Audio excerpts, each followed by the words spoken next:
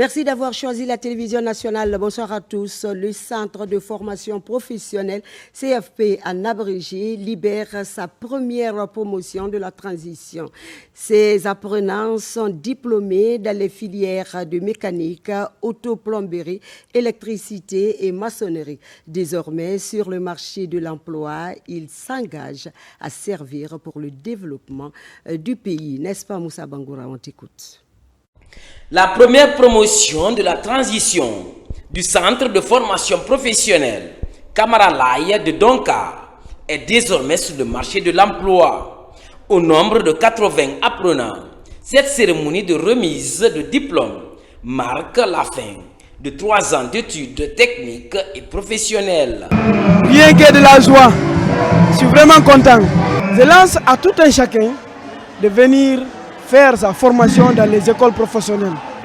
Nous sommes des ouvriers qualifiés. Nous lançons un appel solennel à tous les directeurs généraux, les chefs d'entreprise de venir en aide pour nous offrir des stages, des opportunités de l'emploi. Parents, amis, encadreurs et autres personnalités étaient mobilisés à la rencontre. Une fierté pour le corps professoral d'encadrer ses apprenants à travers le projet Chantier École. On a fait une réussite de 89,88% à l'examen de sortie 2024. Donc ça démontre la qualité de l'enseignement au sein du CFP Camaralaye et la performance de nos formateurs. Cette première promotion de la transition est baptisée Promotion Madi Finketa, ancien directeur du centre. Cette promotion, depuis leur première année, ont marqué leur passage au CFP de Donka, actuellement appelé Camaralaye. C'est la première promotion de la transition.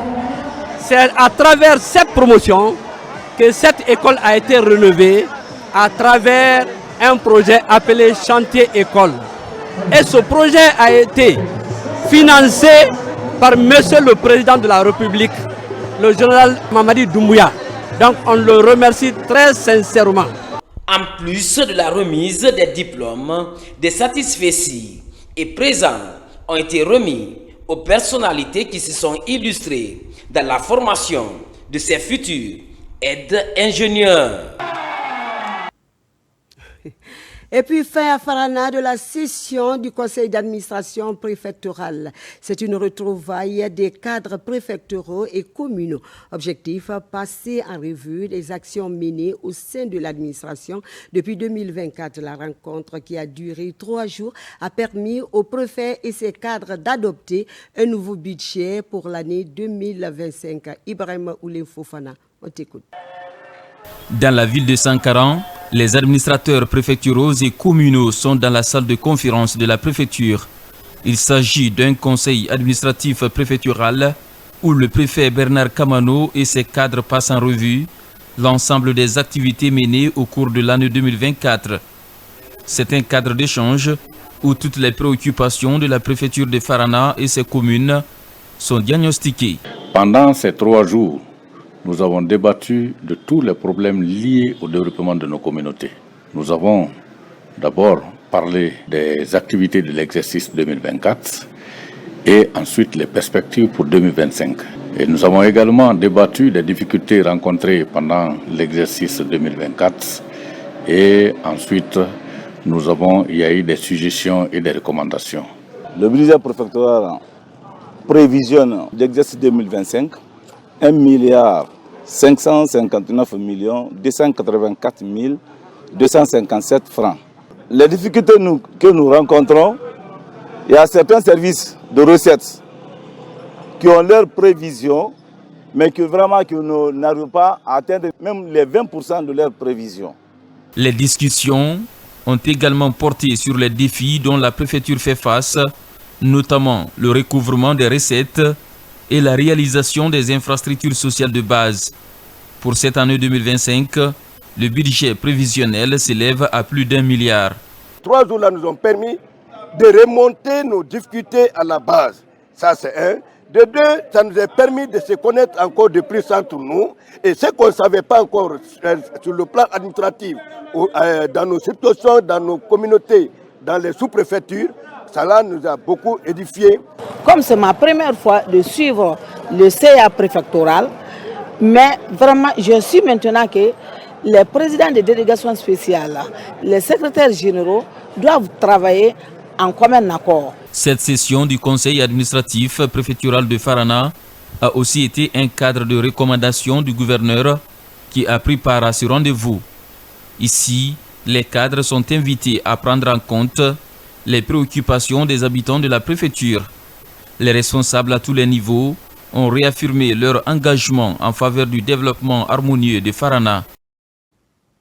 Pendant ce temps, les descendants d'Almami Kalasouma, premier chef de canton de Kaloum tout récemment, se sont retrouvés autour du mouvement Boriyigi pour amorcer une union sacrée en faveur de la réussite de la transition en cours en Guinée. La rencontre a mobilisé les chefs spirituels et le patriarche des Baga venus pour témoigner leur adhésion à la vision du chef de l'État, général Mamadi Doumbouya. Aboubakar Diaby, on t'écoute.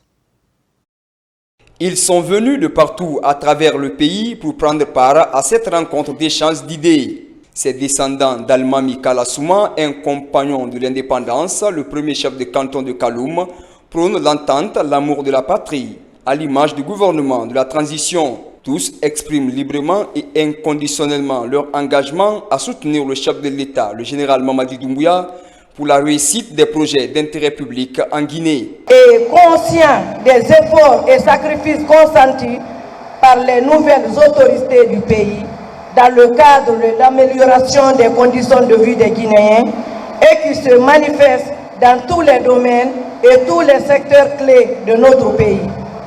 Nous, petits-fils, arrière-petits-fils, amis et alliés d'Almami Kalasouma, réunis au sein du mouvement Boriyigi, réaffirmons notre adhésion et notre soutien indéfectible aux idéaux de refondation et de rectification institutionnelle de notre léateur bien-aimé, le bâtisseur et le réformateur général Mamadi Doumbouya. Ces retrouvailles sont plus que solennelles. Elles jettent les bases d'une union sacrée. Ainsi, les acquis du CNRD sont appréciés à leur juste valeur par le patriarche et les chefs spirituels présents à ce conclave inclusif. On fait la prière pour lui, pour que Dieu lui donne la santé, prospérité, la paix du cœur.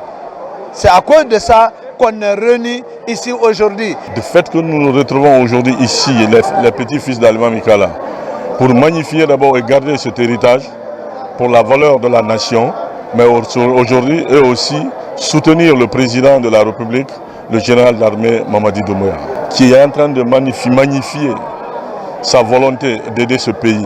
Cette démarche mise en avant vient ainsi restaurer une stratégie axée sur la promotion des réalisations du gouvernement en faveur du mieux-être des Guinéens à tous les niveaux. Actualité oblige, c'est le mois de mars à Kankan. Plusieurs lieux de culte ont servi de cadre pour célébrer les Guinéennes. Partout, des retrouvailles religieuses pour démontrer la place de la femme et le plan de lutte contre toute forme de violence à l'égard de cette couche. En première ligne de cette commémoration, les autorités de l'inspection régionale de la promotion féminine de Kankan pour exposer le contenu de l'engagement politique. On regarde ce reportage de Diamokaba. Alors que le mois de mars, mois de la femme, coïncide cette année avec le Ramadan et le Carême, le pays se tourne vers la religion pour célébrer la Guinéenne. À Kankan, le livre saint est mis en avant, ici au centre islamique de Nabaya, pour faire de ce rendez-vous incontournable un jour symbolique pour défendre les droits des femmes. Même prière à l'église, cathédrale Notre-Dame des Victoires de la Paix de Kankan. Ici aussi, des louanges touchent les âmes pour apporter une contribution décisive à ce déluge de prière. Les voix féminines défendent l'autonomisation comme levier de développement durable. Le département et notre grand président, le président de la République, a jugé nécessaire que nous consacrons la journée de 8 mars à des prières. Depuis hier, nous avions commencé la lecture du Saint-Coran au centre islamique de Kankan. Aujourd'hui, notre maman nationale a organisé aussi la lecture du Saint-Coran à la maison de jeunes ici. Les prières formulées ici ne sont autres que pour l'unité et pour vraiment l'accompagnement du président dans ses idées, dans tout ce qu'il promet de faire. Nous sommes avec lui. On a formulé des prières pour sa longue vie, pour sa protection et surtout son succès dans toutes ces activités qu'il s'est assigné de réaliser. À la maison des jeunes de Kankan, une autre mobilisation pour faire entendre des idées allant dans le sens de la promotion féminine. Le bien-être des femmes et le maintien des filles à l'école dominent le contenu des interventions pour interpeller les décideurs sur l'égalité de sexe, un autre gage du développement accéléré du pays. C'était d'expliquer aux femmes la femme et l'éducation, la femme et la santé, la femme et l'environnement et la petite fille. Parce qu'on ne peut pas être heureuse si l'environnement n'est pas bon. On ne peut pas être heureuse si la femme n'est pas en bonne santé. Et on ne peut pas avoir notre droit si nos jeunes filles ne sont pas à l'école. Donc franchement, nous demandons à toutes nos mamans, à nos papas, de faire scolariser les jeunes filles et surtout leur maintien à l'école. Parce que nous demandons chaque fois nos droits, nos droits. On ne peut pas avoir nos droits si nous ne sommes pas à l'école. Cette rupture collective est l'une des innovations pour réunir chrétiens et musulmans. La bienfaisance religieuse est aux couleurs de la célébration des droits des femmes, une innovation qui se justifie par la volonté du président de la République, général Mamadi Doumbouya, d'accentuer les efforts pour soutenir ces femmes dans la réalisation de leurs ambitieux programmes de développement. La société civile se mobilise aussi pour le soutien aux actions du général Mamadi Doumbouya. Le mouvement des jeunes leaders de Mofanko vient d'organiser une lecture du Saint-Coran pour les actions entreprises par le CNRD. Les jeunes de Mofanko expriment toute leur reconnaissance au général Mamadi Doumbouya. C'est un reportage de Yaya Silla que je vous demande de suivre. Les organisations de la société civile se manifestent pour traduire leur reconnaissance aux multiples actions du président de la République en faveur du développement économique et social de la Guinée. Cette lecture de Saint-Coran ici à Mofanko est organisée par le mouvement des jeunes leaders de Mofanko qui qualifie le général Mamadi Doumbouya de Nyama Yigi, autrement dit l'homme de confiance. Nous avons organisé la lecture du Saint-Coran pour accompagner, non seulement pour nous accompagner nous-mêmes, pour accompagner le président de la République dans ses œuvres typiquement sociales, dans ses projets pour les élections prochaines. Pourquoi pas de l'accompagner? Parce qu'on l'a vu par rapport à ce qu'il a fait dans ses actions de développement. La communauté musulmane de Mofanko et son imam ont lu le Saint-Coran plusieurs fois pour implorer la grâce divine pour le pays et pour le président. Ensuite, l'imam de la grande mosquée de Mofanko a invité les fidèles à venir en aide à la mosquée dont la rénovation au niveau de la toiture est nécessaire. À marge de la cérémonie de lecture de Saint-Coran, le mouvement des jeunes leaders de Mofanko a remis des satisfecits à plusieurs personnalités qui œuvrent chaque jour pour l'épanouissement des jeunes dans la localité. Et enfin, les membres de l'Association pour le développement socio-culturel, économique et environnemental de la Guinée ont organisé une cérémonie de lecture du Saint-Coran à la mosquée centrale du kilomètre 36. Objectif, implorer la grâce divine pour la pérennisation de la paix dans notre pays, mais aussi le renforcement de la cohésion sociale entre les habitants de la commune urbaine de Sangoya. Mikini Moussa Kamara et Abdoulaye Diallo, on vous écoute. Une activité spirituelle pour promouvoir la consolidation de la paix en Guinée. La cérémonie se déroule à la mosquée centrale de kilomètre 36 dans la commune urbaine de Sanoya. L'activité est pilotée par les membres de l'Association pour le développement socio-culturel, économique et environnemental de la Guinée. La structure souhaite que la paix règne en Guinée. Nous avons prié pour la paix le développement de la Guinée en général. Des organisations féminines et les califes prennent part à cette cérémonie dans le but de stimuler le vivre ensemble. Président de la République, Général Mamadi Doumbouya. Donc, il y a le Coran a été entièrement lu en faveur des autorités et du peuple de Guinée. Que Dieu accompagne la Guinée. Cette association est composée essentiellement des femmes issues du secteur informel. Elle milite pour l'autonomisation des droits de la femme et la promotion de la concorde nationale. Et voilà qui met fin à cette édition d'information à la réalisation. Marie-Angélique Bangoura, Diaraï Diallo, sous l'œil vigilant de l'équipe technique du jour.